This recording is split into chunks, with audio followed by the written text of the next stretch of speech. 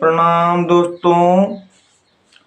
आज हम अपने विचारों की शुरुआत दोस्तों एक बहुत ही प्रेरणादायक शायरी के साथ करते हैं।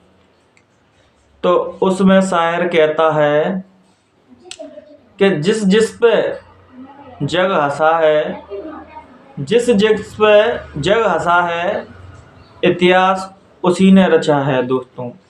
जब हम दोस्तों एक अच्छे मार्ग पे निकलते हैं या हमारा उद्देश्य सभी से हटके रहता है, समाज में नई एक पहचान बनाने के लिए होता है दोस्तों। हम अपने जीवन में कुछ बड़ा करना चाहते हैं, कुछ अचीव करना चाहते हैं। उसके लिए दोस्तों हमें दूसरों को देखना बंद करना पड़ेगा कि दूसरे हमारे बारे में क्या सोचते हैं। आप अपने जीवन में ये सोचें, सबसे पहले आप जो भी काम करते हो आप उसमें पूरे 100% डिटरमाइंड होना चाहिए, फुल फोकस्ड होना चाहिए, अपने लक्ष्य के प्रति डिसिप्लिन होना चाहिए दोस्तों। और आप अपने लक्ष्य को पाने के लिए जी तोड़ मेहनत करें। उसके लिए आप जो भी परिश्रम करते हो, या किसी को आईएएस ऑफिसर बनना है या किसी को कलेक्टर बनना है, वो दोस्तों पढ़ाई करें। और जिसको परमात्मा को पाना है, भक्ति करना है दोस्तों, वो साधना करें, ध्यान भजन सुमिरन करें दोस्तों। और दोस्तों जब हम कहते हैं ना कि ये पूरा ब्रह्मांड दोस्तों तपोबल से, तपस्या से ही चलता है दोस्तों। तपोबल से ही ब्रह्मा विष्णु महादेव इस संसार को चलाते हैं। आप लोगों ने नाटकों में, पिक्चरों में देखा होगा कि जब भी किसी देवता को या ब्रह्मा विष्णु महादेव को दिखाया जाता है, वो हमेशा साधना में लीन दिखाते हैं। जब कोई उनसे मिलने जाता है तब वो ध्यान में से आते हैं बाहर।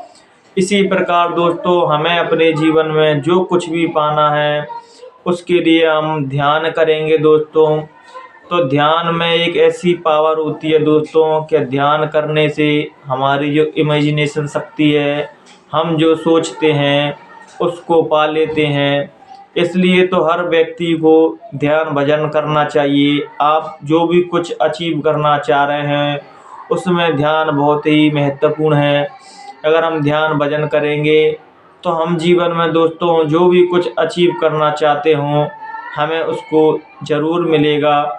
और आप अपने लक्ष्य के प्रति ईमानदार होना बहुत ज़रूरी है। तो जब हम ईमानदार रहेंगे दोस्तों तो हम लक्ष्य को ज़रूर पा जाएंगे। जैसे एक बच्चा पढ़ाई कर रहा है और उसको मोबाइल है, उसको कोई नहीं देख रहा, तो वो मोबाइल चला रहा है। फिर वो कहे मैं कमरे में बैठ के पढ़ाई कर रहा था, मेरा सिलेक्शन क्यों नहीं हुआ। तो आप स्वयं तो जानते हैं कि मैं मोबाइल चला रहा था, तो फिर सिलेक्शन कहाँ से होगा। इसी प्रकार कोई साधन भजन करता है दोस्तों तो स्वयं को तो पता ही रहता है कि मैं भजन कर रहा हूँ या नहीं कर रहा।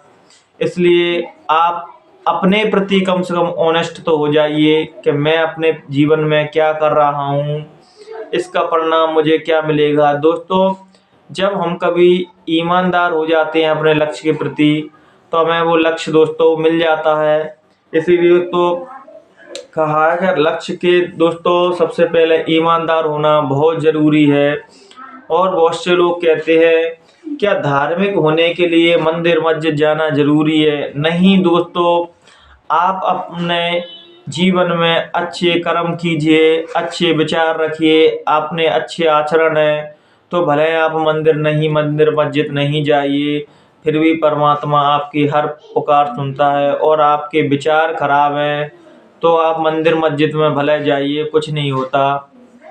कि वो कहा भी गया है ना, भाव का भूखा हूँ मैं, भाव ही सार, भाव से जिसने भजा वो हो गया भव से पार।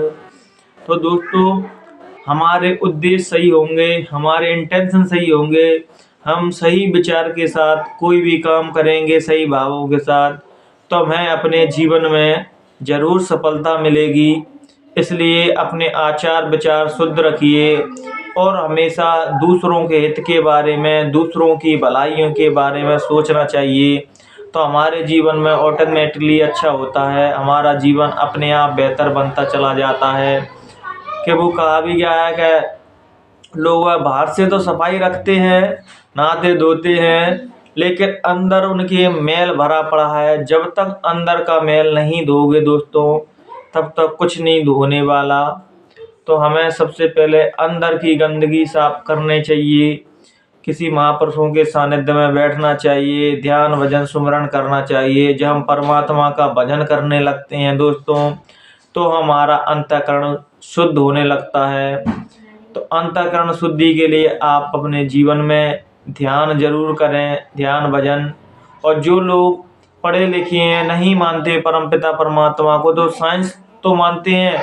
साइंस में भी कहा गया है कि ध्यान से आप कैंसर जैसी बीमारियां ठीक कर सकते हैं। इसलिए आप ध्यान करें। और जो लोग धार्मिक हैं, उसके लिए मैं कहूँगा कि आप ध्यान भजन जरूर करें। और जो साइंस को मानते हैं, वो भी ध्यान करें, उनको अपने जीवन में जरूर लाभ मिलेगा।